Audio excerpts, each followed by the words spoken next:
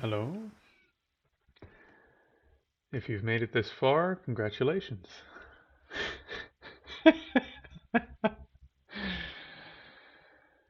uh,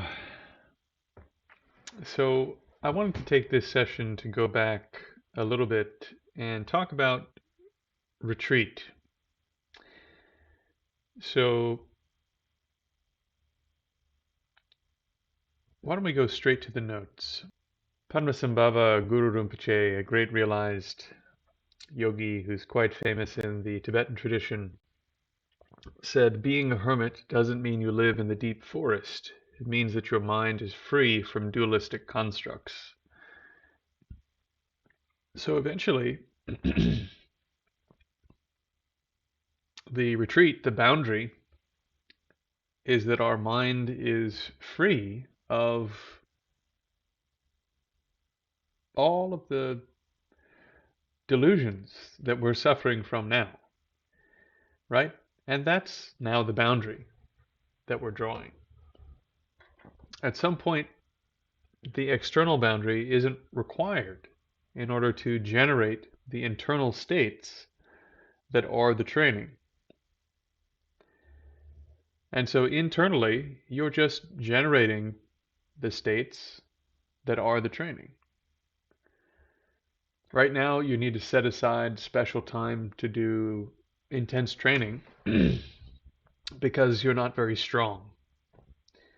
Eventually, your practice becomes something that's very straightforward. It's like breathing. It's something that you're doing all the time in the midst of your ordinary activities.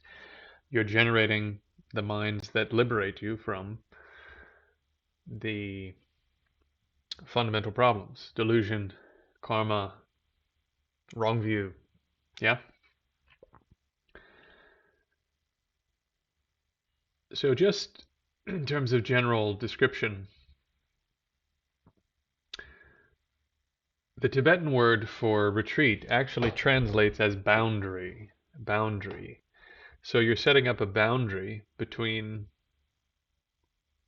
yourself and something else. That boundary can be physical, verbal, or mental. So let's discuss each one of these. Regarding physical boundaries, among the most strict practices is basically going to one room and not leaving that room until you accomplish whatever the practice is that you're engaging in, right? Until you've naturalized that practice or completed whatever it was you set out to do. So that's one form of practice. Of course, to do that, you need people sort of waiting on you and bringing you meals and removing what comes out the other end and all this. So that's a very intensive form of retreat. But there are people doing that kind of retreat as we speak. There are little retreat huts and such set up around the major Tibetan monasteries. And yeah, this is still very common. So at the next level down, basically you can create a boundary where or in which you're saying, I will leave this room, but I won't leave the house. Or I'll leave the house, but when I do, I'm only going to leave it to take a walk on a specific area when I'm with my dog, right? Because I need to walk my dog. If I'm doing retreat at home, I have responsibilities. The key is when you're making boundaries for your retreat. For example, someone's doing a very intensive, basically a Tai Chi retreat that will be very, very physically demanding during this retreat. They're overlapping these two retreats, and so for that person, you need to be very skillful about what are the boundaries you're drawing. Are you going to go out with meals with other people during the retreat? If you do, how are you going to handle conversation, right? Are you going to just say whatever comes to mind? If you're going out to meals, does this mean you're not going to take the vow related to food, right? So you need to do a little bit of thinking ahead of time to make sure that you're setting up appropriate boundaries to try to maximize the conduciveness of the environment you're creating for the training. But frankly, right now we're not doing so great, right? So anything you do extra is going to be better than what you're doing now. So any layer of extra that you're adding could be considered a retreat. You're setting a boundary, sort of a rule for yourself, and saying, I won't do this. And you're doing that to, as we said before, sort of level up your capability, or in some cases to access a new capability, or bring a certain practice to fruition, or just to see where 100% effort actually lives. It may be that you've never actually exerted 100% effort in your life. You don't actually know what you're capable of. So you can set the first bar. If you've never done retreat before, you can set the first bar and say, you know what, actually I can sit at least twice a day. On retreat I sat 6 or 10 or 16 times a day. So 2 times is no big deal. I should probably be sitting like 3 or 4 times in my normal life, at least, right? If it's only 5 minutes. So retreat can give you this sort of confidence where you go, oh wow, for a week I did way more than I thought I could. My capability level is actually up here, maybe even further than that. So boom, I'm going to bring it down to 70 or 80% and try to maintain that. If that becomes too strenuous, bump it down a little bit more. Okay, so this is my 70-80% area, and I'll live here for the time being until I do my next retreat, and then we'll see where I am. Yeah? Okay. If you squeeze too tight, right? If you squeeze too tight, there are some funny stories in Buddhist literature and modern Buddhist stuff. Basically, where people talk about they pushed way, way, way too hard doing some activity. For example, there was a nun who recently went into a 3-month retreat, and if I'm not mistaken, she was trying to complete the 100,000 prostration, full body prostration non-drill. So you do 100,000 full body prostrations, and she was also trying to complete at the same time the 100,000 Vajrasattva mantra purification. So you say the mantra that I gave you guys yesterday. You say that 100,000 times in while doing this other stuff, this other work related to the purification. So extremely demanding. And by the end of this, she said that she had beat herself up so badly that she was just broken for like months afterwards, and she couldn't do anything. She couldn't even, like, just thinking about training, she'd just like break out in cold sweats. And actually, Master Hakuan, who revived Zen, the Rinzai Zen tradition, he said something very similar. He went into retreat, a very, very hardcore retreat, very soon after he encountered Buddhism, because he thought, well, everyone's saying that I just need to do this meditation thing and blah, blah, blah, and then I'll get out of here, right? I'll just accomplish everything and I'll be done. That'll be great. So he went into this extremely hardcore retreat. If memory serves, I think he didn't even lay down. So he resolved to sit on one place and do meditation until he gained accomplishment. And basically he fried his brain. And he said that for months afterwards he couldn't walk properly, and he would break out in cold sweats, and anytime he would try to think, his thoughts were all jumbled and they didn't come out right, and like he just screwed himself up. So in any case, there's a practical component here. You want to push the edge of the envelope, but don't push so far that you break. You want to see where your breaking point might live. Get pretty close and then scale back, right? Especially if you're doing a short retreat, push it right up to the edge and hang out there for a few days, but without getting to that point where you have to take a break afterwards. If you need to take a big break from your training afterwards, you did too much. You should be able to pick it right back up when you get done with retreat and at least do what you were doing, but hopefully do a little more than you were doing. That's the idea. So also, if your retreat is too strict, for example, if you're doing retreat at home and you make the verbal part too weird, right? Then you piss your family off, and then your family's pissed off, so they're not going to support you doing another retreat. Not only that, but it makes you irritable and it makes you sort of tense, and you're like, oh, well, what if they're asking me this thing and I'm trying to do my meditation thing, and right?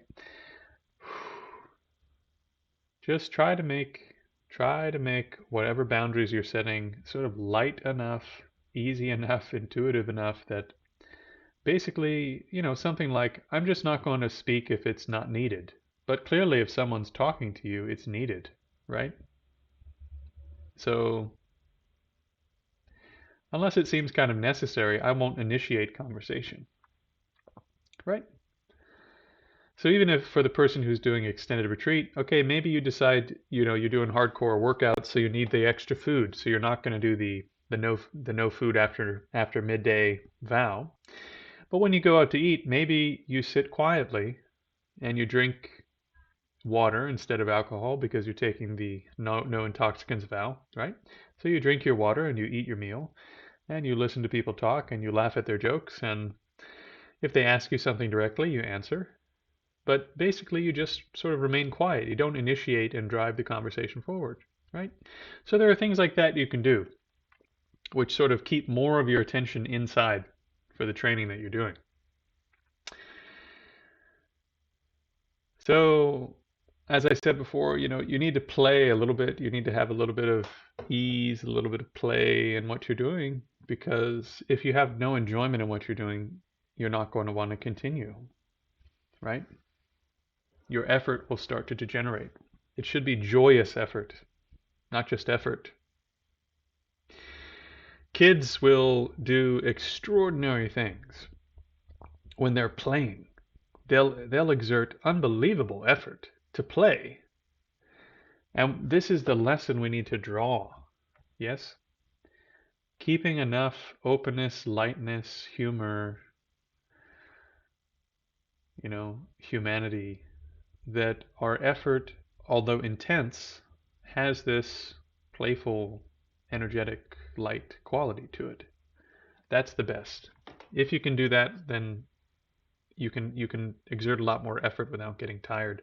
And the Tibetans are very good at this. They work unbelievably hard. Lama Zopa Rinpoche barely even sleeps. He barely sleeps at all. But during teachings and ceremonies, he just laughs all the time and he makes jokes, and he's very lighthearted, even when he's talking about horrible, horrible things in terms of training, and he's enduring unbelievable things physically, mentally. He does so much to benefit others, but he has this sense of lightness and ease, so he just maintains that. Okay, so regarding boundaries to speech, we sort of discussed that, right? Sort of discussed that.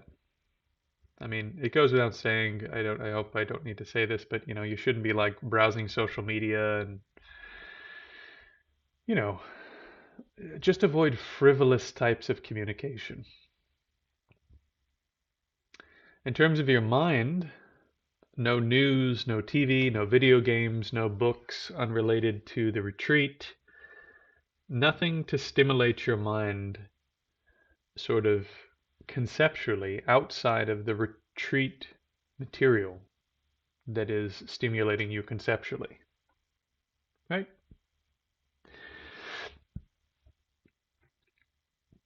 Once again, don't squeeze yourself too hard. If you're sort of hitting your limit and you need to do a little bit of something else, then acknowledge that. Okay, I found my limit.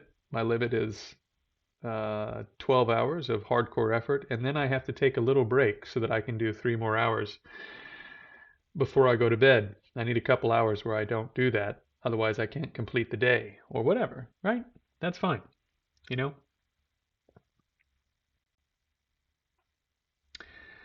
So many people think, as some of you have expressed to me, oh, well, I have friends, I have work, I have kids, I have all these responsibilities. I can't do retreat. I actually have no time for retreat. This is not true. A retreat is just a boundary. A retreat is a boundary. Everybody has time to set some boundary on their activity that they didn't set previously. So without leaving your ordinary activities, maybe you set the boundary of not getting on social media, not watching Netflix, not playing video games, not reading outside books. And for 1 week, you're just going to read and entertain yourself reading about Tonglen, reading about giving and taking, reading about purification practice, reading the notes for this course, catching up on videos related to training in calm abiding, training in emptiness, training in compassion, whatever, right? You have that capability. You were gonna sit down and watch a movie tonight. Instead of doing that, you sit down and watch a teaching. Or you just sit down and you don't stimulate your mind unnecessarily. Yeah?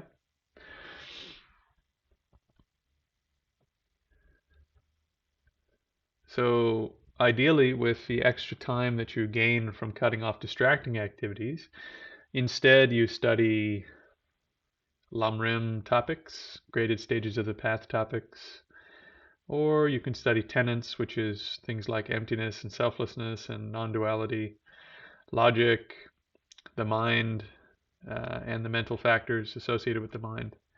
And then you just decide, okay, for 1 day, 3 days, 7 days, 10 days, a month, 100 days, whatever it is, I'm going to be doing this. And I'm going to be cutting off these other things to do this. That's a retreat. If it's more than you would normally do, you're in retreat. Yeah? I don't want to belabor the point, but this is so important. This is how you can drive your capabilities forward without having to schedule time to leave the kids, without having to schedule time to leave work, without having to schedule time to do these things. You just resolve that within the limits of my life as it is, I'm going to do X, and I'm going to cut off X. That's it.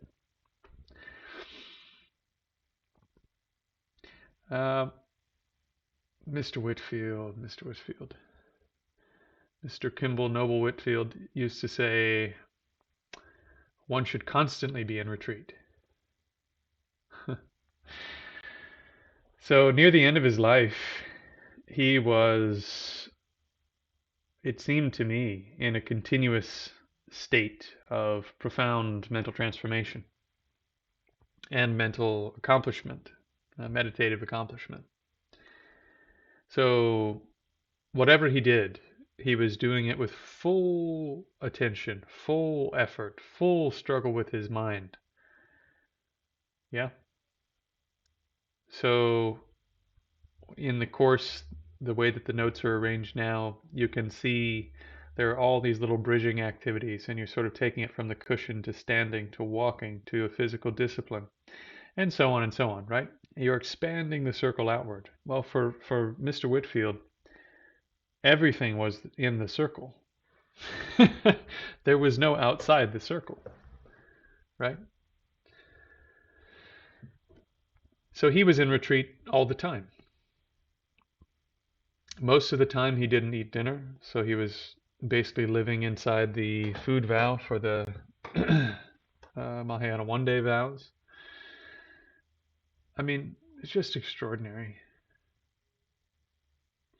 In Japanese martial circles, they have a word called Shugyō, which means more or less sort of this full struggle, full effort to do something for a short period, right? For a short period, I'm going to work on this throwing technique from Aikido, like under the chin, over the top, this whatever, right? And you spend a week doing this hours and hours and hours a day. And this is Shugyō, right? But in a person who consistently engages in struggle, consistently engages in the development of the way, is a person of struggle, right? A Shugyōsha, a person who struggles, or a person of struggle. A person who is an expression of full effort, full engagement. And this was Mr. Whitfield to a T. He was a force of nature. So this is what we're doing here in retreat. We're creating a circumstance where we have an elevated effort for a period of time.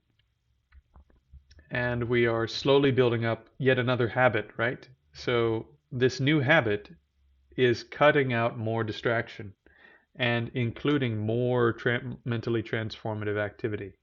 So this is the habit that we're building up through this type of retreat, through sort of these partial retreats, or I call them lazy retreats sometimes.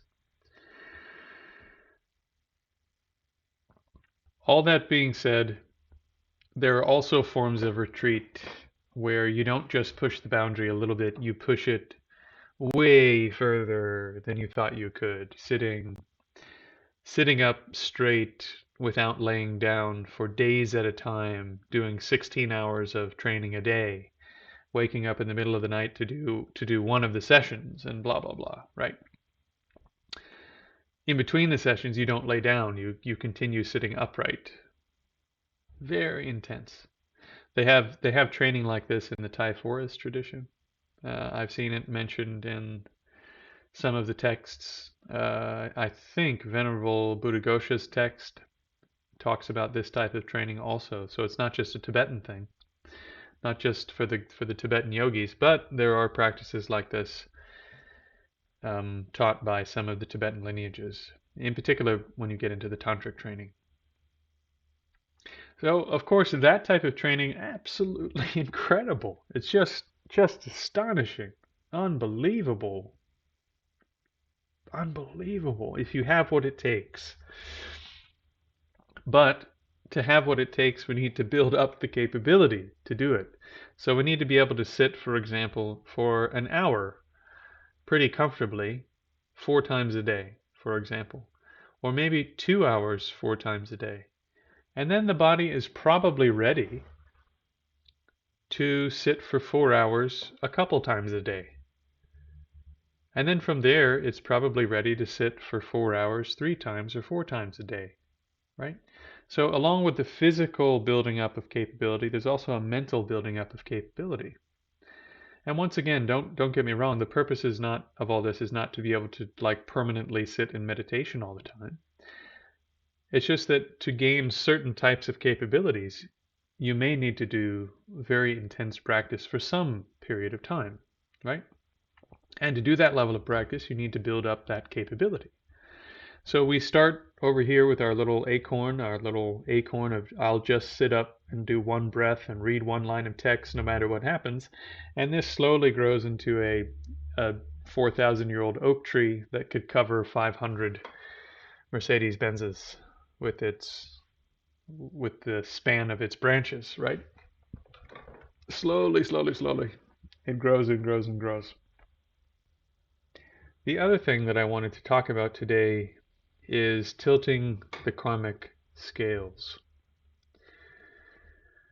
So somebody came to me and asked, what do I do if I have to do bad things in order to keep my job? And this is something that I had to deal with as a restaurant person for a long, long time. Your career may require that you lie. It may require that you kill things. It may require that you do any number of things that will have karmic consequences that are not good. And it may not be the case that you can continue to support your family and so on unless you stay in a career that you've built over a long period of time. Now, ideally, it would be better to find a career where you don't have to engage in a lot of non-virtues, in particular really heavy non-virtues like killing, right? So the first thing is, obviously, if you don't actually have to do those things, then figure out some way to not have to do those things in order to maintain your career. That's the first one, right? So if you're a landlord and you don't actually have to screw somebody out of a lot of money because of some technical legal thing that you could do if you wanted to screw them out of money, then don't do that. Don't do it. Choose the kind way. Choose the way in which you're seeing this other person as completely equal to you in terms of wanting happiness and not wanting suffering. That's the first advice. Try to modify the activity so that you're don't have to do something non-virtuous. Secondly, if you have to do something non-virtuous, how do you correct that? Well, the most profound way is to become a Shugyōsha, right? Where the very fact of you engaging in any action is imbued with the correct information that gets you out of samsara, that gets you out of this karmic, habitual, self-sustaining process that you're trapped in.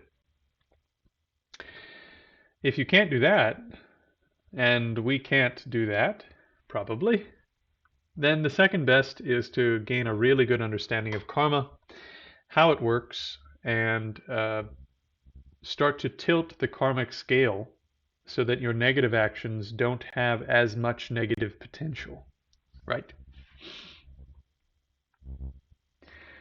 So a karmic act involves several components, right? The first one is your motive. Why are you doing what you're doing? Why are you doing this? The second is the intent. What is it that your mind is actually aimed at accomplishing? And motivation and intention are karmically what create the bulk, the majority of the effect of the karma in the future.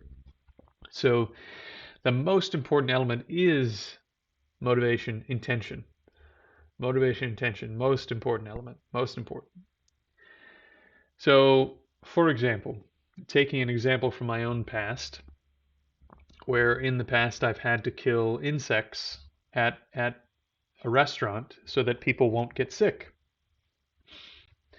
So if you were doing this the normal way, if you were engaged in killing cockroaches in the ordinary way, first you might start with a motivation of disgust. You just don't like them. You have aversion, and you want them to go away because that seems like a good way to solve your aversion. It's disgusting, get it away from me, I'm going to kill it, right? And so the intention comes, I'm going to kill them to satisfy my aversion. Secondly, we might have fear and anxiety. Oh, well, if I don't kill them, I'm going to lose my job. So based upon cherishing our own sort of temporary welfare more than the lives of these beings, we have fear or anxiety. Oh, I might lose my stuff if I don't harm these beings, which is also negative. Next, there's the effort. Effort is all of the stuff you do to try to accomplish what you intended to do, i.e. killing. So, for example, you see a bug, you decide you're going to smash it with your foot, or you spend a lot of time trying to find the right kind of poison and you kill the bug. You spray the poison in all the areas where you know that they live, you make their environment completely toxic. And then obviously the object of the act is the cockroaches, right?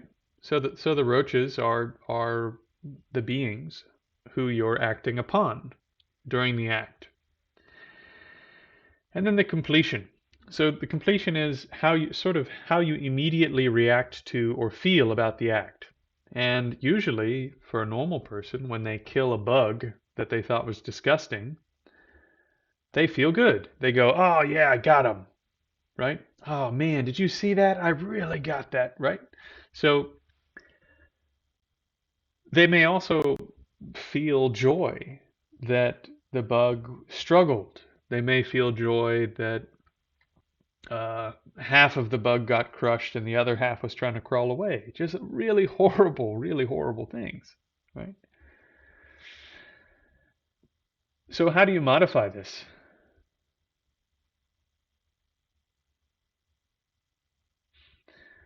So you modify this by changing the motivation and intention. This should be fairly straightforward. So if you change the motive to concern for the health and welfare of the human beings who will be eating food in that environment, well now the motivation is supporting health and supporting welfare of human beings.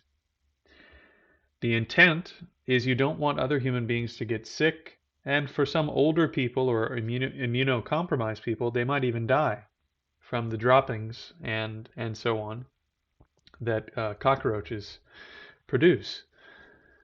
So the effort, right? In the case of cockroaches, maybe you research the most painless, the most effective poisons that stop reinfestation for long periods of time. So what are you doing? You're trying to figure out a way to not only kill this group of cockroaches, but stop them from reproducing and reinfesting the environment again. So you'll have to kill less. If you just try to kill what's there through whatever means you have available without thinking about it much, well, now you're going to have to kill again really soon because they're going to reinfest, they're going to be all over the place.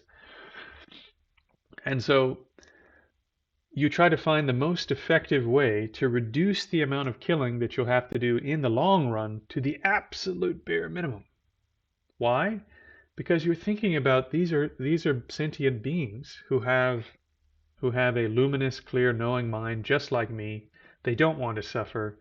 They don't understand the bigger context of what's going on here. Not only that, maybe you also have a feeling of loving kindness and compassion for these beings. You want them to have what's good. You don't want them to suffer. You don't want them to have short life. Maybe you even think, gosh, if I told my Tibetan teachers about this, they'd be really disappointed in me. They'd be so disappointed. And you have some other mental factors that'll be coming up quickly.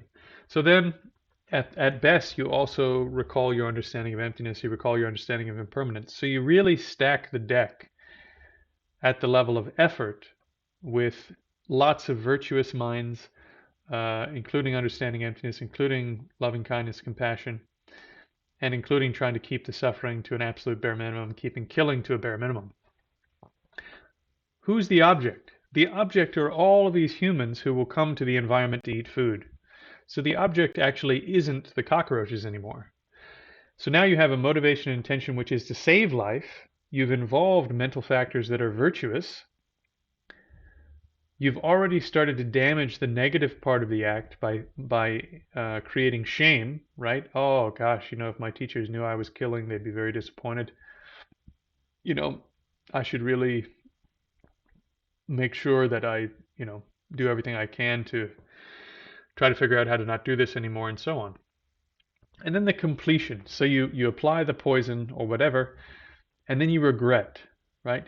Instead of going, oh yeah, I really got him, you go, oh, this is going to cause so much suffering for me in the future.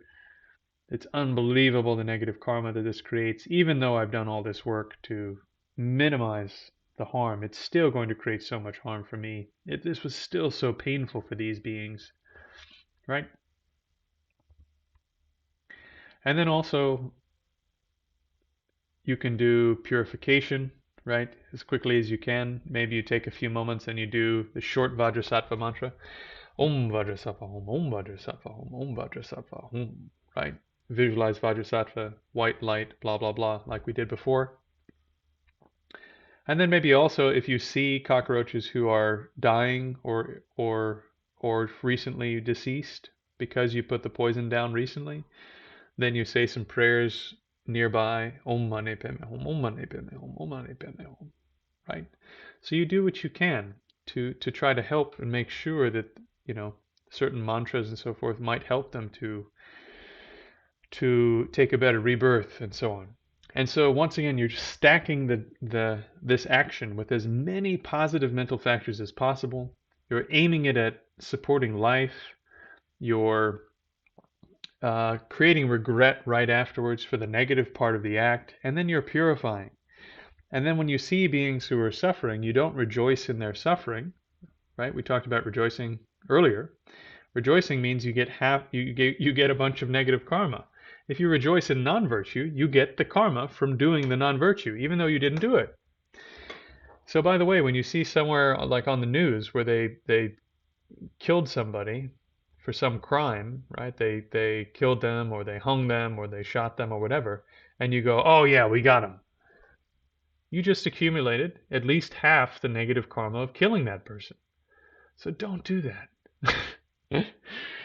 So in any case, then through this way, you can start to tilt the karmic scale, right? Before, the karmic scale was way over here, weighted towards non-virtue, and now you're starting to tilt it maybe more towards neutral, or maybe even towards the positive, in the midst of having to do something that is non-virtue. So this is the way that you can start tilting the scales away from non-virtue, even if you have to do it as part of your career. So included in the notes, right?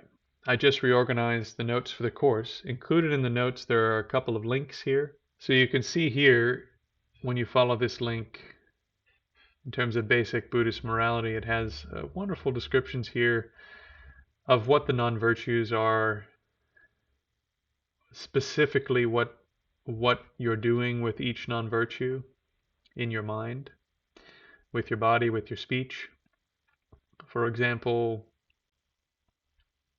we have 60 seconds before we need to do our breath practice, but just in brief, so taking life. He also includes the broader categories here, which is nice. So instead of just saying, well, taking life only means that you take life. No, it could mean that you're reducing the quality of someone's life through treating them too roughly, through beating them, uh, by not helping someone who needs help because of the way that their life is arranged. For example, an older person maybe is trying to carry a bag home.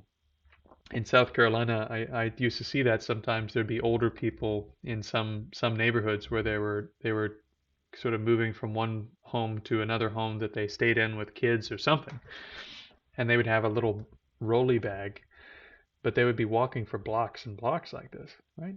And you have an opportunity, very easy, to just give them a hand. So like this, you can start to tilt the karmic scales. This is a wonderful article. If you want to read this as part of the study for the retreat, I'd highly recommend it. And that was right here underneath the section on tilting the karmic scales. Okay, let's do 5 minutes of breath practice.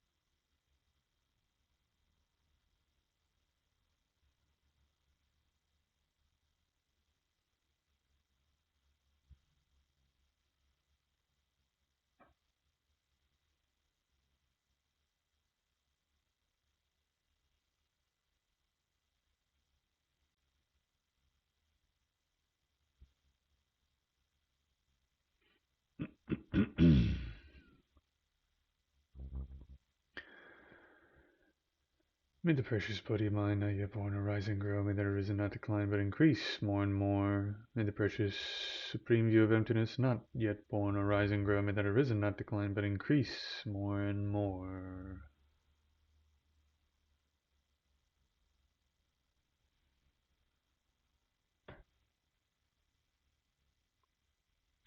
See you for the last session.